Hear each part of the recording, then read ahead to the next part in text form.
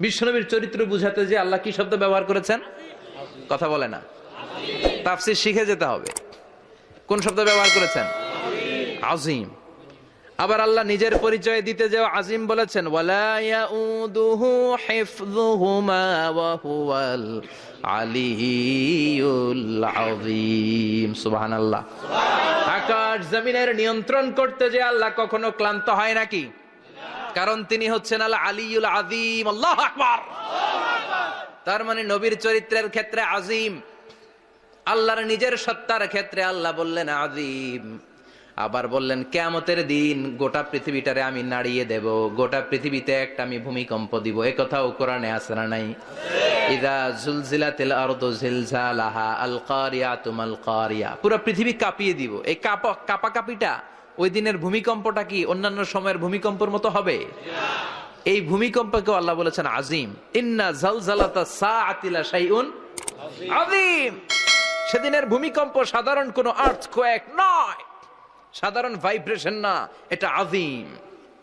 আবার আল্লাহ কোরআনকেও আযীম বলেছেন, ওয়ালাকাদ আতাইনাকা সাবআম মিনাল মাসানি ওয়াল কুরআনাল আযীম। ও নবী, আমি আপনারে নিত্য পাঠনীয় সপ্তবাক্য সূরাতুল ফাতিহা দিয়েছি, সাথে সাথে কোরআনে আযীম দান করেছি। সুবহানাল্লাহ। তার মানে কোরআনের ক্ষেত্রে আযীম, কিয়ামতের ভূমিকম্প এটা আযীম, আল্লাহ নিজেও আযীম, বিশ্বনবীর চরিত্র। আবার এই সূরাটাও যেহেতু দামি, এজন্য এই সূরার নাম সূরাতুল আযীমা। সূরাতুল সুমহান সূরা। এটা যেন তেন সূরা নয়, এটা তো কোরআনের কলব। কলব ছাড়া মানুষ বাঁচে?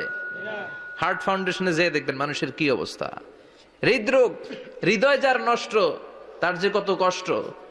এই যে কি পরানো লাগে এখন, রিং পরায়, এনজিওগ্রাম, এনজিওপ্লাস্টি করে আর্টারি ব্লক করে ফেলে। চর্বি, এত চর্বি আমরা খাই, এত গরুর গোশত আমরা খাই। মনে রাখবেন, যেই প্রাণীর পা বেশি ওইটার ভিতরে কোলেস্টেরল বেশি। মাছের কয় পা?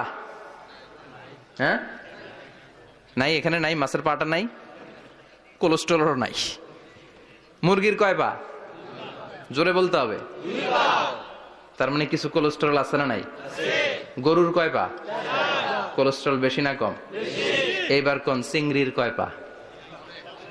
সবচেয়ে বেশি কোলেস্টেরল কন্টেইন করে শ্রিম্প, প্রন, চিংড়ি।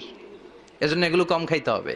তবে 40-এর আগে যারা আছেন ধুমায়া খান, 40-এর পরে এই যে মাটন, ল্যাম্প, ছাগলের গোশ, খাসির গোশ, চিংড়ি, এগুলো আপনার ডায়েট থেকে বাদ দিয়ে দিতে হবে। বুঝতে পেরেছেন?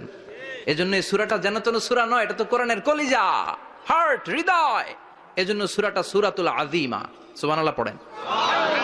তার মানে 1 নম্বরে পেলাম সূরাতুল কাদিয়াহ, 2 নম্বরে পেলাম সূরাতুল আযীমা, 3 নম্বরে সূরার আরেক নাম হলো সূরাতুল মুইম্মা। সূরাতুল মুইম্মা। মুইম্মার 2 অর্থ। এক অর্থ হচ্ছে এটার বরকতটা আম, সবার জন্য, যেই পড়ে সেই বরকত পায়, এজন্য মুইম্মা। আবার মুইম্মার আরেক অর্থ হচ্ছে যেই সূরা শত্রুকে অন্ধ করে দেয়। কি করে দেয়?